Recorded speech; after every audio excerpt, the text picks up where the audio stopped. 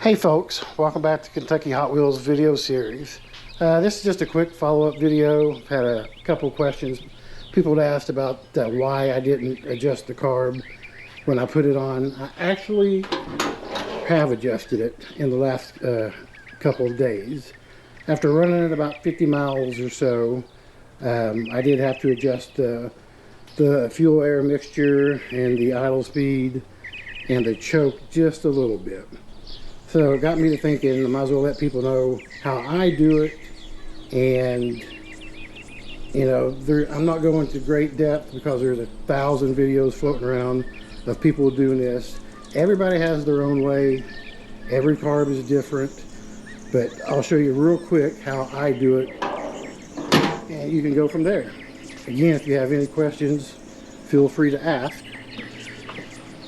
But I'll use my carb that I took off, and basically if this was new like that one was, I would start with the choke, of course, and basically all you're going to do, you have to do this while it's cold, of course, is let the choke open up or close all the way and loosen these 3 screws right here, right? And then if you look in there, see how it's closed right now, you're going to rotate this clockwise. If you're looking at it from this side, rotate it clockwise until the choke opens all the way up, like that. And once it's open all the way, again, you got to keep your throttle level pulled all the way back. You're going to turn this counterclockwise until the choke starts to close. And I like to leave maybe 1/4 of an inch gap right here. And once you've got it there, then you want to tighten your 3 screws back down, and that'll pretty much set your choke. Again, everybody has their own way of doing it. This is the way I do it, and it seems to have always worked for me.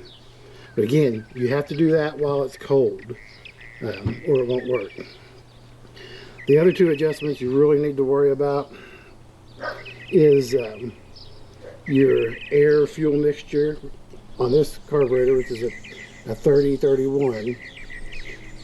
Here's your fuel and air mixture adjustment, and here's your idle speed adjustment. What I always do with that is I'll run them both in until they bottom out.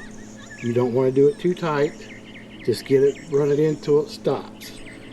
Then I'll back the idle speed adjustment out 2.5 to 3 turns. Of course, that's counterclockwise. With the fuel air mixture, I will crank it out counterclockwise 5 whole turns, and that seems to be a good starting point for me. Once you've done that, you've got everything connected, you want to fire up your car. And while it's warming up, of course, you can check your choke to make sure it's working properly. If not, you can go back and fine tune it just a little bit. Once the engine's warm, up to temperature, at least 120 degrees, you can check your idle. Is it idle and rough? Is it idle, you have a high RPM, low RPM? A lot of this you just kind of do by ear.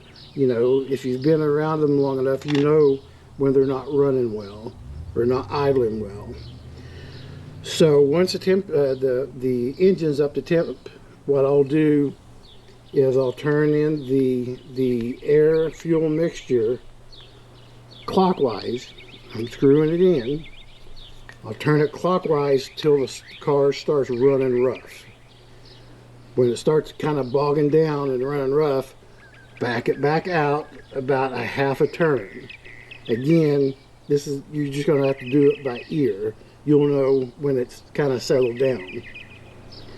Once you have it kind of smooth and it's running smooth, then you can adjust your idle speed.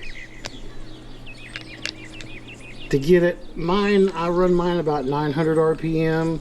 I think most people will say 800 RPM to 1000 RPM. You know, again, that's your choice.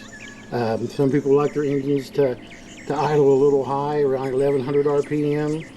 But I keep mine right at 900 RPM, and that seems to work for me.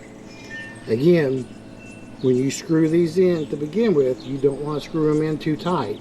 Just bottom them out to where they won't screw in anymore, because you can damage them. And then, like I said, back out your idle speed adjustment about 2.5 to 3 turns, and back out your air fuel mixture about 5 whole turns, and then fire it up, let it warm up, or while it's running warm, then you can fine tune it. Again, you know, I'm not going to go into more detail than that because there's 1,000 videos floating around and they're all different. Mine's different. Everybody does it differently. You also want to make sure this here is not screwed in too tight. It should be free of that when the engine's warm. You don't want it touching. You see, I've got that little gap right here. That should not be touching that at all. It should be free. So again, that's how I do it. If you have any questions, feel free to let me know. I'll definitely answer them. Leave a question in the comments. And if you found the video useful, please take a moment to give it a like. We'd certainly appreciate it. Consider subscribing to our channel.